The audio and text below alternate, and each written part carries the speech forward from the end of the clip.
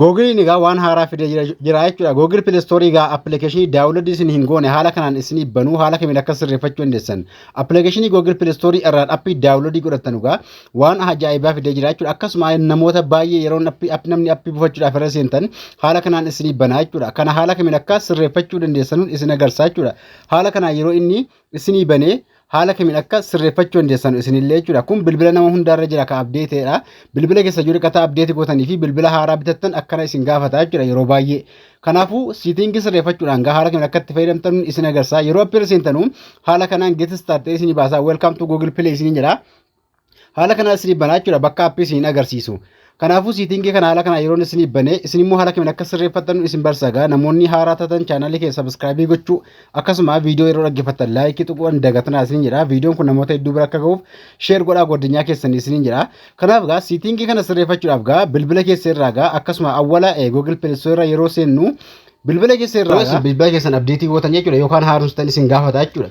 Kana sirreessuudhaaf gaa yeroo asirra seentanu yeroo inni haala kanaan isin banee get started gara fuulduraa deemuu dandeessu. Garuu asirratti yeroo isin get started gara fuulduraa amtan haala kanaan get started yeroo isin tuqxan haala kanaan verify permission inside isin jedha jechuudha. Haala kanaan permission jechuun heeyyamatti kenneedha isin gaafata. Asirratti use passport kan jedhu kun yoo fakkeenyaaf use passport kan jedhu kana use passport kan jedhu tuqxan passport isin gaafata jechuudha. Asirratti passport isin gaafata. Asirratti immoo use biometric kan jedhu kana yeroo isin tuqxan biometriin ashaaraa qubaa isin gaafata jechuudha. Kana haala kanaan gaa akkuma kanatti dhiiftanii yeroo inni haala kanaan isin gaafate maal gootu jechuudha. Osoo waan akka hin tuqin asirraa dudduubatti ni deebitu jechuudha bilbila keessa irraa. Kan isin sirreeffachuu qabdan isin agarsiisa setting bilbilaa keessa. Yeroo inni haala kanaan paaspoortii fi akkasuma ashaaraa qubaa paatanii minaamis isin gaafate isin dudduubatti deebitanii maal gootu bilbila keessa irraa setting bilbilaan isin jechuudha bilbila keessa irraa. Setting erga seentanii gaa kana sirreeffachuudhaaf bilbila kan keessanitti ashaaraa gootu jechuudha. Kana sirreessuudhaaf bilbila keessan ashaaraa kan paatanii qollofattu. Bakka look screen jedhu kaa tuquudhaan bilbila keessa irraa asirratti screen look kan jedhu kaa tuquudhaan yoo dhiqata paatanii isin gaafate paatanii itti gootu asirratti yeroo paatanii itti gootanii kaatan haala kanaan kenni isin banu bilbila kan keessan. Asirratti paatanii qabu yoo ta'e bakka tuquudhaan paatanii irra godhattu jechuudha. Yoo bilbila keessan paatanii qabu ta'e garuu bilbila kan keessan paatanii qabaate ashaaraa yookaan immoo ashaaraa quba keessanii hin qabu yoo ta'e ashaaraatti barachuu qabdu jechuudha. Ashaaraatti baruudhaaf gaa macarashaa dhuftanii fingerprint bakka jedha kana oonii yeroo isin gochuu dhaqxan ashaaraa isin gaafata jechuudha. Yeroo isin oonii gochuudhaan irra tuqxan ashaaraa qubaa isin gaafata. Continue kan jette mallattoo samaawii kaa tuquudhaan gara fuula duraa deemtu. Yeroo isin achee tuqxan asirratti ashaaraan quba keessanii haala kamiin akka qollofuu isin agarsiisaa jira jechuudha. Yoo bukkee ta'e bukkee akkasuma dudduubbaa yoo ta'e dudduubbaan jedhee isin barsiisaa jira. Kanaafuu isin maal gootu? Ashaaraan quba keessanii dudduubbaa ta'e dudduubbaa yookaan immoo bukkee ta'e bukkee ni haxoftu quba keessaniin akka inni isin agarsiisutti jechuudha.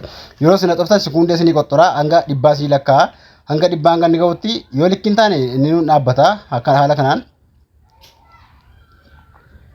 hanga inni fudhatutti jechuudha bilbila kan keessan quba keessan yoo jira qabaate qulqulleessuudhaan hanga inni ashaaraa kana taqabbalutti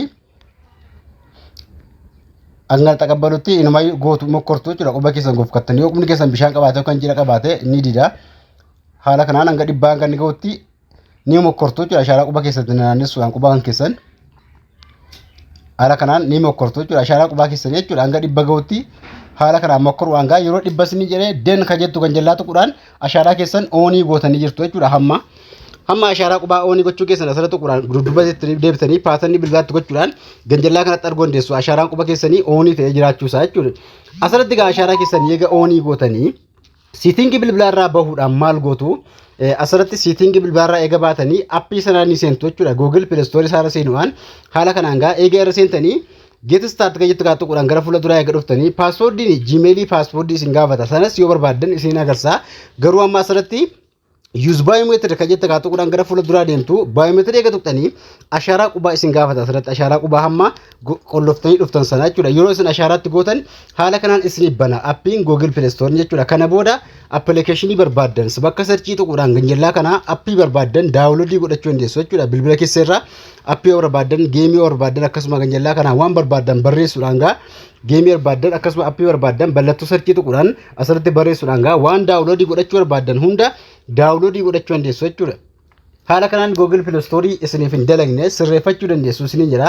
Namoota baay'ee gaafataa jira jechuudha. Siitingiin kun haaraa bahe yookaan immoo nama baay'een akka ashaaraa itti godhamu gaafataa jira waan ta'eef haala kanaan sirreeffattanii appii daawunloodii godhachuu dandeessu. Isin ta'u boruu fi bilbila keessa irratti eenyummaa akka bilbilatti fayyadamaa jirtanu isin gaafata ashaaraa paatanii qabaachuu qaba bilbilan keessan. Haala kanatti fayyadamaa gaafilee bilbilaa wal qabate kan isin hin galle yoo jiraate komentii na barreessa akkasuma barnoota isin hin galle yoo jiraate viidiyoo keessaa komentii na barreessa jira. Viidiyoo kana laayikii fi sheer godhaa namoonni haaraa ta'an sabiskiraaybii gochuu hin dagatinaa.